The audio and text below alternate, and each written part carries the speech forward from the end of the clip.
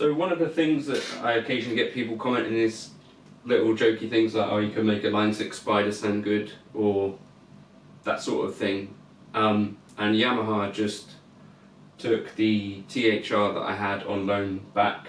I had that for about 6 months, really enjoyed it, and it was the amp that would sit in my living room, and I'd practice with that kind of in the morning sometimes, or in the evening when I had to be with the dogs. And it was just a really fun amp to have, good sounds. You could plug your pedal board into it and all that sort of stuff. So I was thinking, oh, I need something to replace it, because I'm waiting for the THR2 stuff. There's like stock issues with that and stuff like that. And I looked at the Line 6 Spider 5 range and I thought, well, that might sound good. People kind of disparage spiders in general. I think that might be because of past experience, or when you're growing up. When I was growing up, you'd see spiders that ended up, you know, like a 4x12 Line 6 cab with a spider head in the practice room somewhere that had been badly treated. But I saw that with the FBV3 you had a looper in here, and there's a metronome and all these sorts of things. I thought, well, that's a cool feature set. As long as the tones are good, then that'll be something that I could have sat in here. Admittedly, it's quite a lot bigger than the THR, but that's what we're working with for now. So I just wanted to go through some tones, some that are on here stock that I liked, and then some others that I'm going to tweak here and see if we can get some usable sounds out of it. I've had it for about a day so far, just had a little play around with it, nothing crazy, and you're hearing the direct audio, which I've never listened to before, and a mixture of that and the camera sound, obviously. So let's see, this is a preset called Dreamy Clean, which is in position 27C, and I think it's programmed by Lincoln Brewster.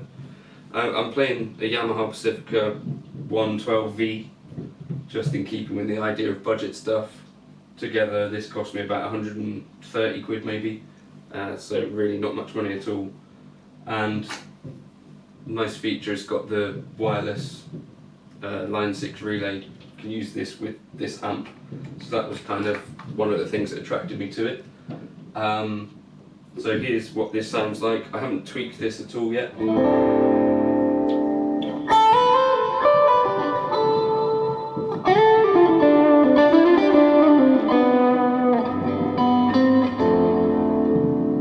So quite a cool little driven lead tone, driven clean lead tone, somewhere in that mid-gain territory. What I'm going to do is I'm just going to look in this preset and see what is going on. So I think I'll go edit. So there's an AC30 form, cab enable, cab speaker. So there's this full range setting. When I tried with some driven tones, I put it onto the speaker classic. So I'm just going to do that now and see what that sounds like.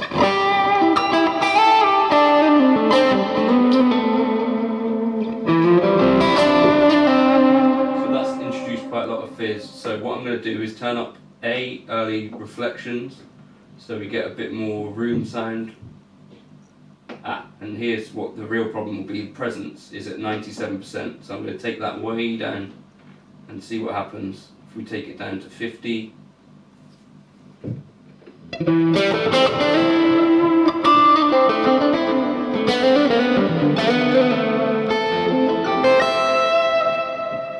bit better. Still got a bit of that high-end fizz stuff going on.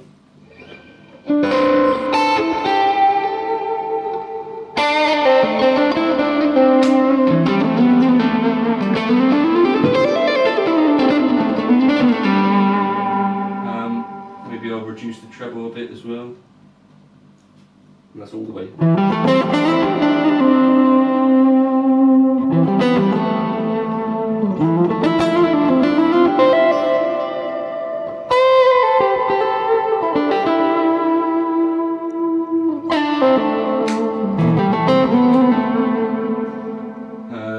Let's keep going through the menu and see what else we got. The mic that I did like was the 67, so we'll leave it on that. So that's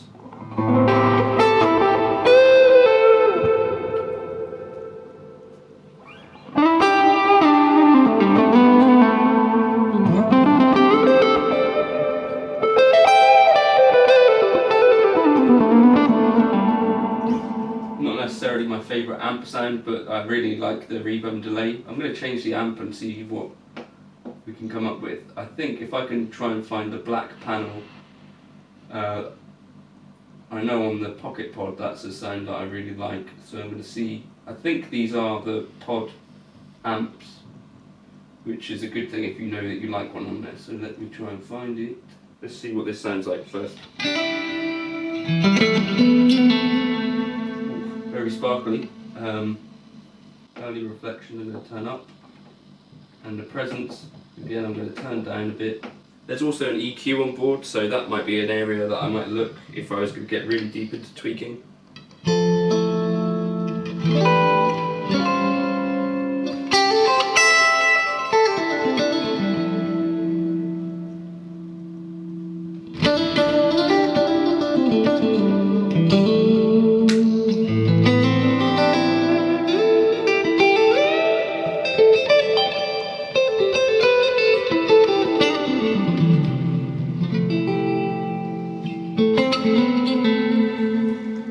So that for me is quite a nice clean tone.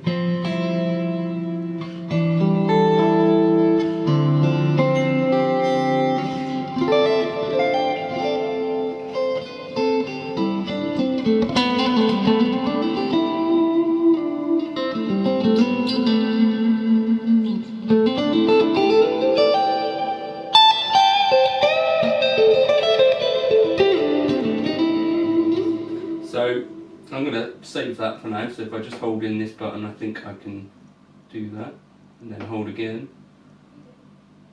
So in terms of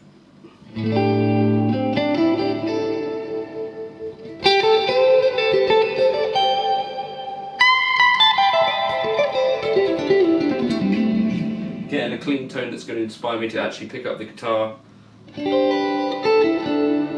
maybe at a time when I can't get up to the other room and I just need to quickly plug in and play something. This is absolutely something I could use.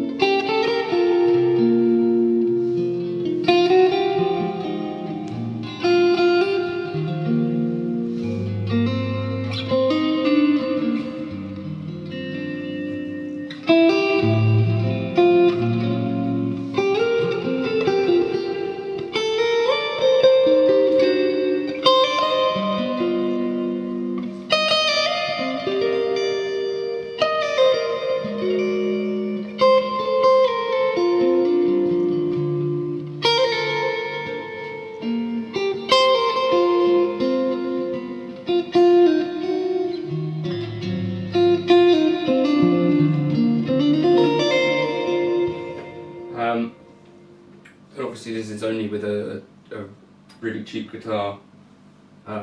Feels good to play, but it is a cheap guitar. So right, I'll show you the lead tone that I did come up with. I don't know what it's going to sound like now, but it was based off of Ola Englund's patch, but what I've done is essentially change it quite a lot.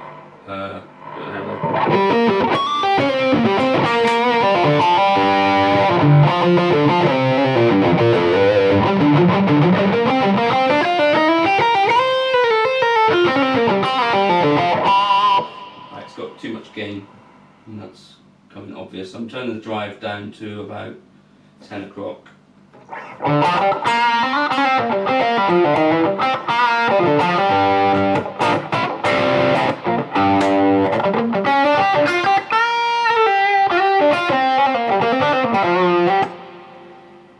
So what I've got going on here at the moment, if we look at the amp settings, what I did was dime the mids. They were cut right down. Everything else I left the same. Cab is the same. I changed the mic, and then again I changed it over to the Speaker Classic and brought down the presence. Turned off the noise gate because that can kind of affect the attack and make it feel a little bit less natural. Obviously at higher volumes or higher gains you might want to put that back on. But that's really all I've done with that one. So that's the Solo 100 amp. Then if I go to the effects, I can bring in a delay and kind of sweeten things up a bit. So we'll just... I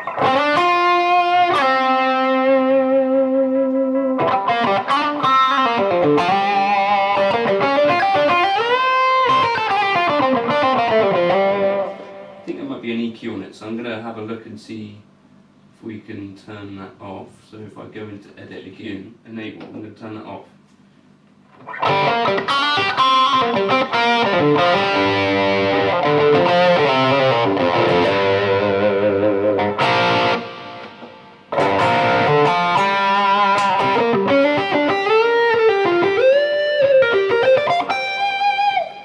Right, anyway, let's so that again for me is something that I could play and practice with. I'm going to start from scratch. Also before I do that though, I'll show you another tone that I really liked, which was Josh Smith's lead tone.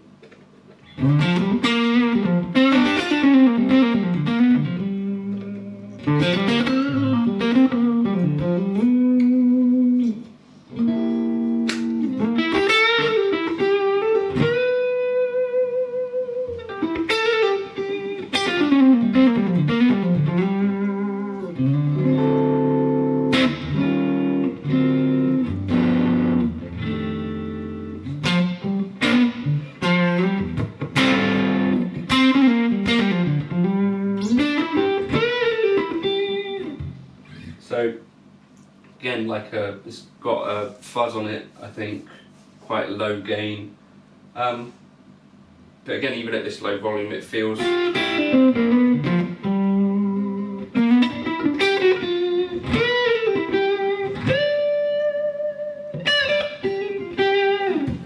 good to play.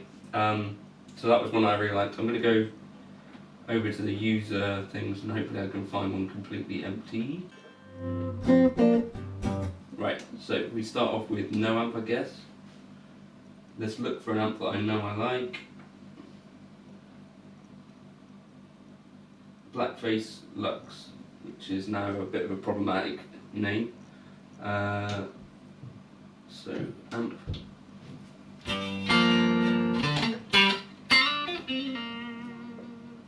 I'm going to put everything back to 12 o'clock because that's where things normally should be roughly.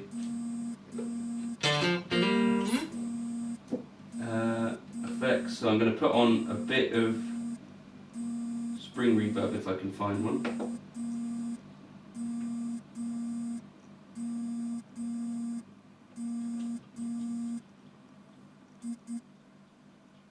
Let's go for King Spring, why not?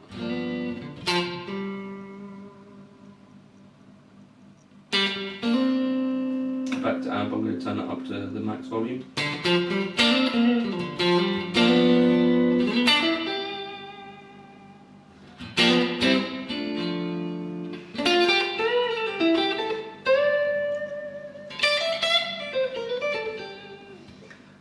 Right, now we're going to put on some, not compressor.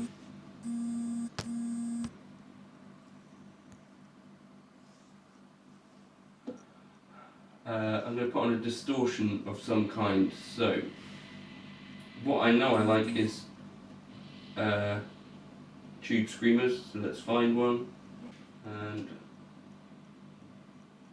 drive is at 32%.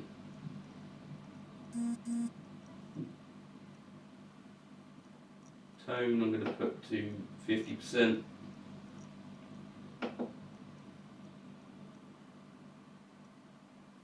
Gain 50%. Drive. Not sure why you'd have drive and gain on a tube screamer, so that's a bit confusing.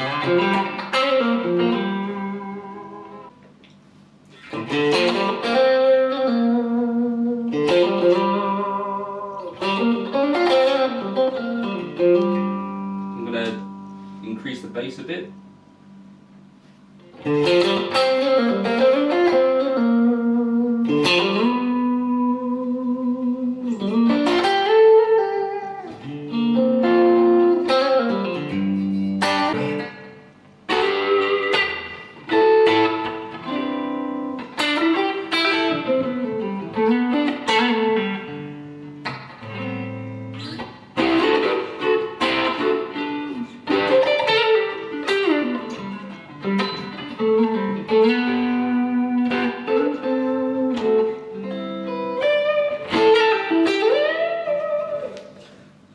Right, let's try increasing the gain on that a bit and see if we can push it into kind of a more lead territory.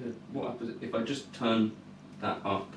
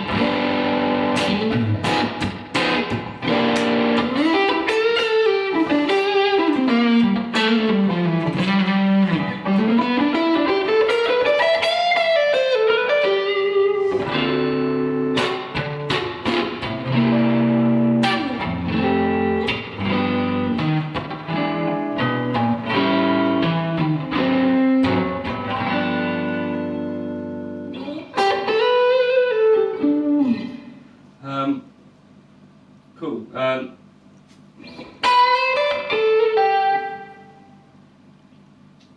Introduce some delay.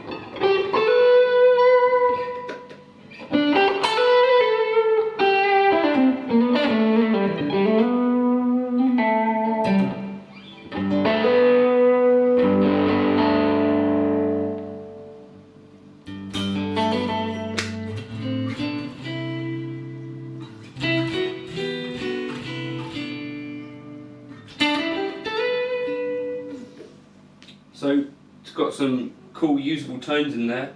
This is the other thing that I really liked.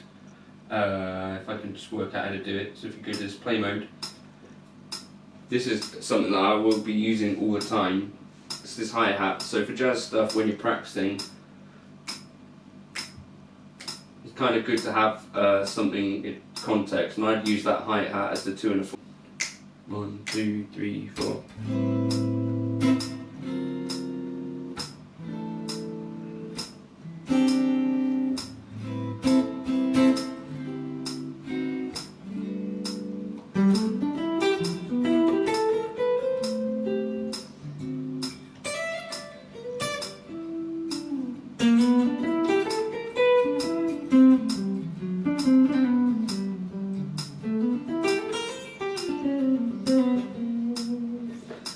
So that is something I'm going to be using quite a lot.